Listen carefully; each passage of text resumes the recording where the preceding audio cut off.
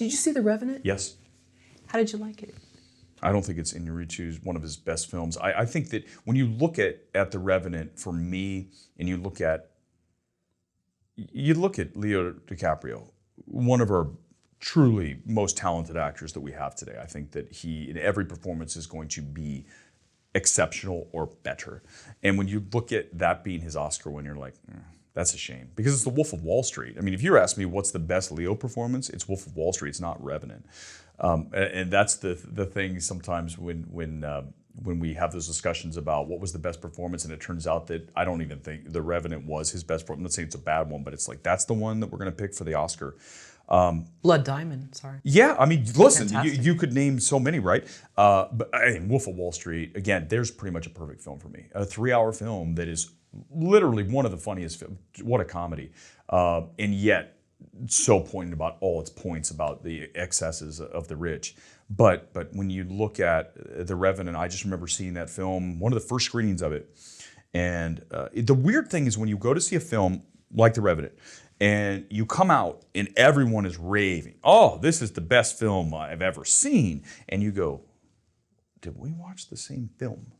Because that happens. And you go, are they right or am I right? You start to doubt yourself. I go back to The Five Bloods. The Five Bloods was a film that I watched on a screener that was right in the middle of the pandemic, very early on, and Netflix had these huge hopes. Spike Lee, Black Klansman, oh man, what a film. I mean, you want to talk about recent Spike Lee films, Black Klansman's a million times better than Da 5 Bloods. But I remember reading the initial thoughts, the social reactions to Da 5 Bloods the morning the embargo broke and I had my tweet ready to go. And I looked and I go, what the hell am I looking at? Like, I looked at my tweet and then I looked at what I'm reading. I'm like, masterpiece? This movie's forgettable. Masterpiece? What am I? I said, okay. I sat there for a moment with my draft tweet of the review of Da 5 Bloods. And I said, do I want to send this? Am I going to get, like, what's going to happen with this? So I go, beep, sent. And then, of course, people, oh, look at this. He doesn't know what he's talking about. But here's the thing. Ultimately, what happened with that film? Was it a huge Oscar success? No. Da 5 Bloods wasn't. You have to stay true to your initial thoughts on a film and not be persuaded to think otherwise. And that's hard because there's people that are going to come after you and say you're wrong. I'm not a huge fan of Everything Everywhere All at Once. And I have my reasons. I think it's excessive. I think it's repetitive. I think it's overlong. There are people that think it's the best movie ever made or up there, okay? And you have to stay true to what you believe. And as a film critic, evaluator, anybody, whatever your opinion of a film is your individual subjective opinion. That said, if you look over the track record of somebody, and I think hopefully this is something I've earned over the 10 plus years I've been doing this, is you have a track record. Did this person, which side of the coin were they on this film? Were they on the up, down? And if you look over the track record of your evaluations, your critiques of films, if they are largely where everyone kind of lines up on it, not that you're trying to do that, but if you are, then I think that's key too. Because if you're always on one side that's completely different from everybody else, that's different. But I think the other challenge is a lot of people want to, again, like a Spike Lee with Da 5 Bloods, you say, this is Spike Lee, so it's got to be good. No. Why? Just because it's Spike Lee? Just because it's director, whoever, name any director, Nolan, Fincher, anyone currently working today. Any director, you have to look at that individual film. The past does not indicate the future. You can't go say this is because every film they ever made was good, this one is. And I think Da 5 Blood's a great example of that. It's not a great Spike Lee film. And I stayed true to my thoughts, and I think over time I've been vindicated. Well, I think we can get bullied into saying, you didn't like the Following versus Inception. Yep. I like smaller films. But it's not something that you want to raise your hand really and pronounce to the film community. Well, you do. You're going to get bullied. I mean, even Everything Everywhere. I sent a tweet after I saw it. I'd heard it was just so great, Everything Everywhere All at Once. And then I sit through and I'm like, man, this is extremely repetitive at the end. They are bashing you over the head with the same joke, the same thoughts. It's too much. It is an overload on the back end of that film. And it's funny, that's a film, talk about a film I turned against. It was a film I felt great about. Everything Everywhere, I was like, I like this film. And then, oh man, it's the diminishing returns, and I started to go really down on that. But I sent a tweet out saying, I think this is, I want to start a new group called Everything Everywhere All at Once is Overrated. But I'm afraid no one will join me because they're afraid to admit it. Well, it turns out one of the Daniels jumped on and said, snarkily, funnily, oh, I agree with you. We agree. It's not a good film. I'm like, okay. But what's interesting is after that whole exchange, I didn't think anything. I said, I'm not going to change. I'm not going to delete the tweet. This is what I believe. Whether the director says, did I anger the director? I don't know. But you have to be strong in your convictions, fearless, and not worry about what other people think of you. I go back to Siskel and Ebert, which I grew up with watching that show at the movies. Every Sunday on PBS, I'd watch that show. And Gene Siskel is my film critic hero of all time. I mean, I think that his mind and how he evaluated films, watching him and Ebert go back, but especially Siskel, I would listen to that man talk and I'd say, what a smart film person. I want to be like Gene Siskel one day. And one thing that he was very adamant about sticking to your original thoughts on something, never wavering. And they have a great exchange between the two of them where he talks about the death of a critic. So the death of a critic is wanting to be liked, wanting to fit in, wanting to be part of the group, being afraid of saying what you believe to be your experience with this film. And I think a lot of critics have an issue with that because they don't want to stand out. They're going to be like, whoa, wow, you're the guy who didn't like Everything Everywhere All at Once. Yes, I am. And I have my very specific reasons why. And I'm not going to be bullied off of that platform.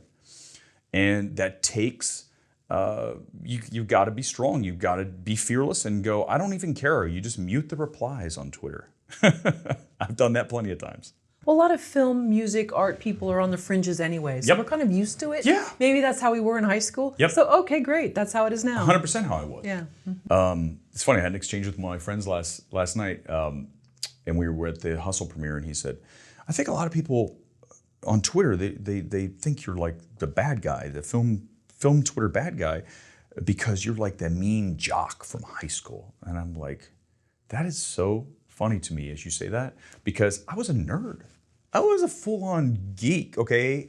You go back to Anthony Michael Hall and 16 Candles. That's who I was, okay? Kind of in between. Not really cool and not really totally a nerd, but definitely not with the cool jock kids. But I think that's the power I think that's who I am. That's your power, is that you're not really one of anything. You kind of can belong to any group. And I think we need to do more of that, is to be in, same with films. Do not just ingest Marvel product. Do not just ingest 4-quad films. Go out and look for that tiny film that will move you, that gets you excited about cinema again. I go back to last year, a very small film from Tim Sutton, Funny Face. Oh, I mean, that is a film that I have watched that film. I have the Vimeo link to that, and I have absolutely exhausted the Vimeo views on that. I have watched it so much because the mood of that film and the direction, and it's something I would have never watched. And the studio said, hey, will you watch this movie? We believe in this film. It was Gravitas Ventures. And I go, yeah, it was like during, they had nothing else coming out. And I said, let's see this. I'm so glad I hit play on that, because that was not theatrical. I had to watch a screener.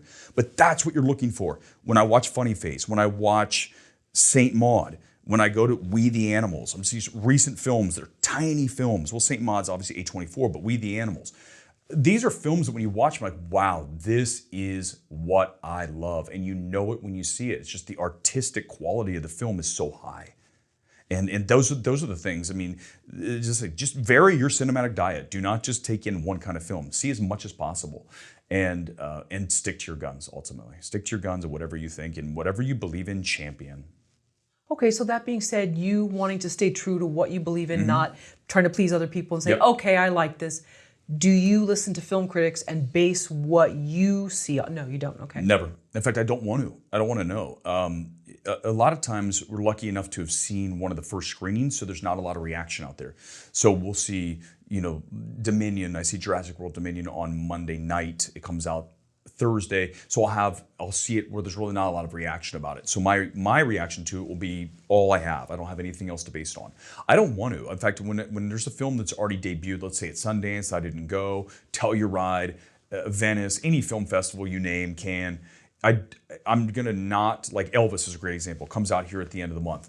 I don't want to know about Elvis. I've heard Austin Butler's amazing. You can tell from the trailers that he nailed this, but I don't want to know anything else because I don't want to have my opinion altered by someone else's opinion. So I try to avoid it as much as possible.